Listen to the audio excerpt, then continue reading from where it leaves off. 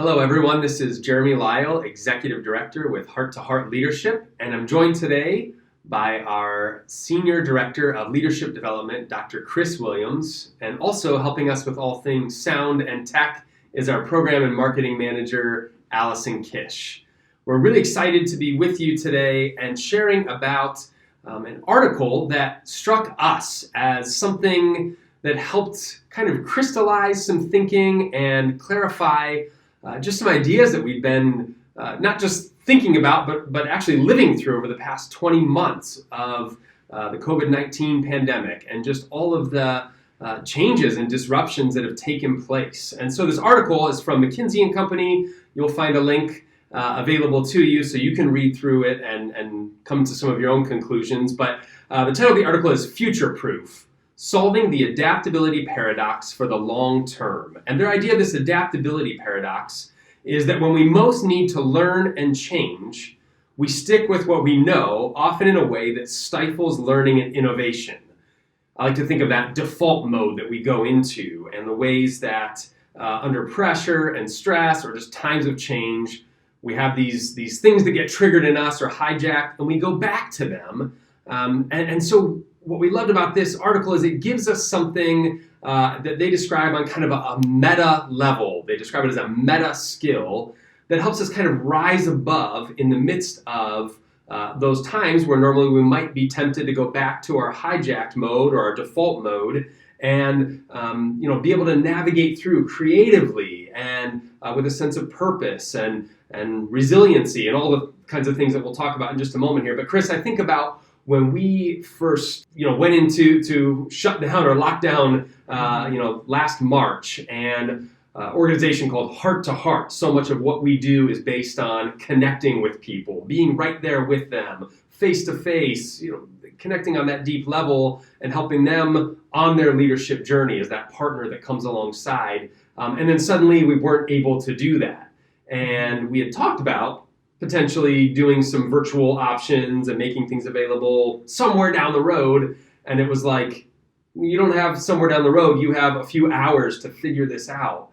And the ability of our team to be able to kind of rise above in the moment and say, okay, instead of panicking and quitting and shutting down, we've got to find a way to adapt and be creative here. And so we sat in that space a little bit and said, okay, what are the things that we can do? And it allowed us to be creative. It allowed us to be collaborative. I think of the conversations that we fostered in the wider community in partnership with Leadership Akron, and has helped us to now have this element of our business that we were only dreaming of a couple of years ago that's now integral, and folks joining in most of our sessions in person and virtually. We kind of have this hybrid option and the horizons that it's allowed us to kind of expand beyond. So, to me, that's why this article was so meaningful, because it wasn't just talking about one element or one aspect of things that you can kind of work on, but on this meta level, if you emphasize this, if you put your energy toward it, it can have that ripple effect on so many other areas, and it aligns with so many things that we're already doing and talking about at Heart to Heart. So, what were some of your initial thoughts? And even I know you're going to talk a little bit about just some of the why this is important. Well, first off, I think that this is so personal on so many levels for all of us, and that when we read articles such as this, there's a tendency at first to kind of hear the words, but it's a bit tougher to get to the impact of what this meant during this last year in particular. And when we look at this from this, as you said, the adaptability paradox, where we may even know, when we're supposed to step on the gas, we go back to what we're comfortable with. And I even think so from a level of looking at what does this do, this ability to adapt for us. And the first right off the bat is just what we know about organizational life. And we know in organizational life that companies with strong cultures that emphasize adaptability are more likely to have better financial performance, more engaged workforce, more responsive teams that are more confident and have that creative output. And the other thing about this that I want to say is that this this article is so consistent with all of the research that we've been working on and I mean paying attention to and trying to adapt to, that is so consistent. So there's not like a lot new in the article, but it offers so much data that is meaningful, and I think also gives some very practical ways of that we can manage this adaptability. So that's one benefit, is just organizationally. And I know, once again, we start out with this. You want a company that's high performing and does well in the workplace and so forth financially. But then we go to the other level. This also benefits us from the aspect of it's crucial for psychological and physical well-being and is linked to higher levels of social support and overall life satisfaction. And when we are looking at adaptability, it really helps us maintain a deliberate calm under pressure and display curiosity amid change. And this is the thing, another point I want to make is, we have heard that term, curiosity, for many months now. And this aspect of, as leaders, what an important skill that is directly tied to the meta skill. And so when we're looking at this, and we heard radical curiosity from Doug Piakosh at the Akron Zoo. And so the class, we were in a purposeful leadership class, and people were really listening and paying attention to it. And darned if it didn't come back over and over again. So this ability to be curious and ask questions in new situations where we think we have to know everything, or in new positions that we're taking on where we think we have to know everything. Well, we don't have to if we have that curiosity about us. So now we kind of take a look at, the different ways that we personally and organizationally could invest to prepare for this. And just toss out one, Jeremy, of what's one that's kind of struck you?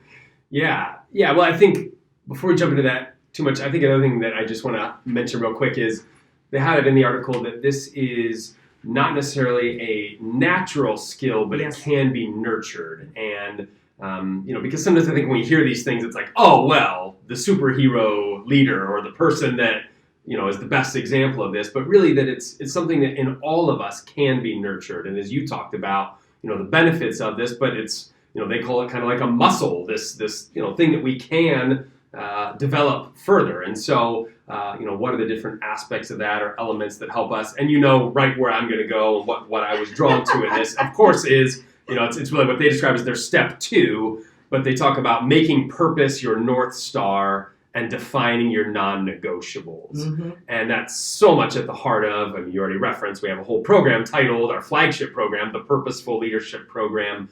But that deep place of grounding into that, and I think that's we hear the phrase the Great Resignation, people quitting, leaving, moving to different places. But I think in many ways it's been this great reset and this great refresh for people to say, am I pursuing that? Am I aligning with that? And for companies and organizations to offer more opportunities for people to really align their own sense of meaning and purpose with the organizational, maybe it's a statement on the wall, but are we really living this out? And to get curious about that and ask some good questions and not be afraid to dive deeper, because it helps us, stay focused and stay the course. And I think those non-negotiables I always like to think of as purpose is kind of the destination. The non-negotiables or those core values are kind of like the guardrails that keep us from maybe sliding off to one side or another en route to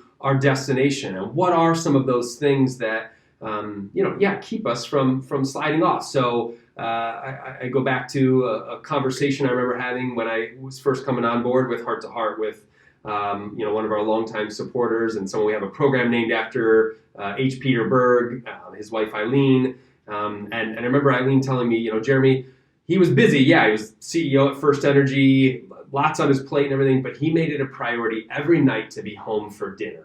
Even if he had to go back into the office or do some calls or make some calls afterwards. But, he was going to stay true to that value. And I think this past 20 months has given us all an opportunity to really, reground into some of those things and say, what is it really that I'm pursuing? And what are some of those non-negotiables that I want to be sure that regardless of what I'm doing, and actually in my career, I can have some of those opportunities to pursue those things. So just the benefits of putting purpose front and center, and as you pointed out, it's not just this article, but so many things are putting that out in front.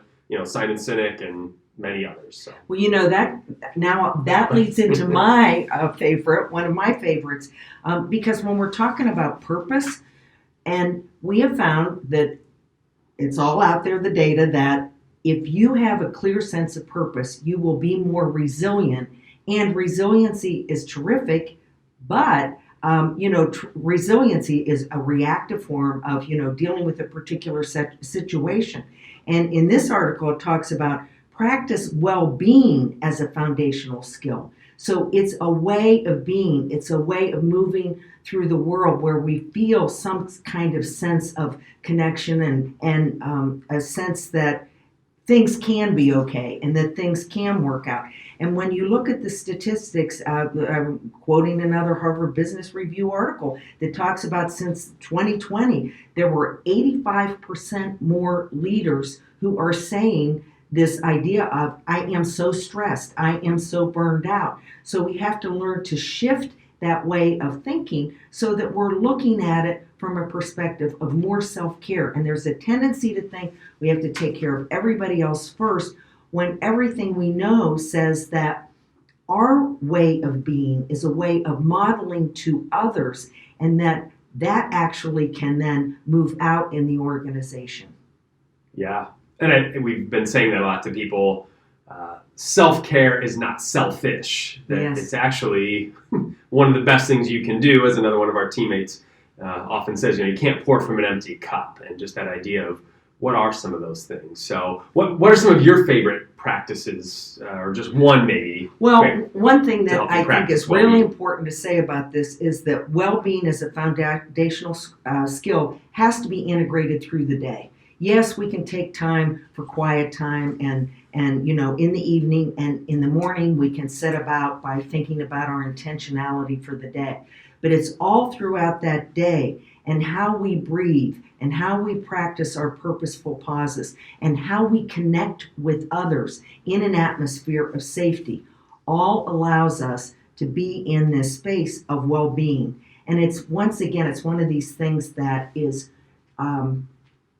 so important as we move through our day, because people pick up these kinds of feelings from other folks. Yeah. Yeah. So true. So true. Well, I think another aspect of this is, and another one of our favorite phrases that comes from our Celebrate What's Right with the World TED Talk, but change your lens, change your life. And they talk about, putting on that adaptability lens, the shift in our mindset and belief that then impacts our attitudes and the ways that we see the world. And so, just a few examples of that they highlight that I think are so crucial are, from a fixed mindset of we've always done it that way. This is how, again, as we talked about, for us as an organization, our bread and butter is meeting with people in person and engaging them on that deeper level. We can't go to virtual because we'll lose that connection. Well, no, an adaptability or a growth mindset says, hey, what's it going to take in order to meet people where they are and to continue to be able to offer, the best of what we do to help them be there. Another one that really strikes me, I'm hearing this a lot from people, and I know we hear just in general a lot around courageous authenticity and the empowerment that takes place as we, do these things, focus on our well-being, ground ourselves in our sense of purpose. But the kind of moving from a victim, I am just a passive player in the game of life, to agency and the empowerment that takes place as we realize when these things come to our awareness and we create space for them to arise, we now have the power of choice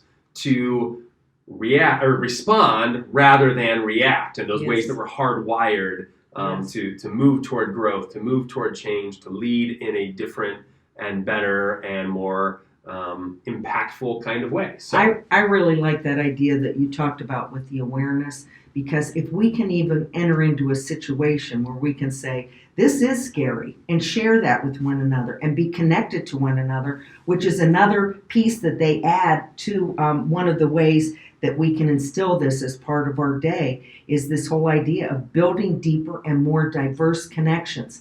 And everything we know about mindful leadership is it's all about connection. Connection with self, connection with others, and that others includes people with diverse opinions coming from different backgrounds. This is all so very important. And this whole aspect of presence. These aren't just words.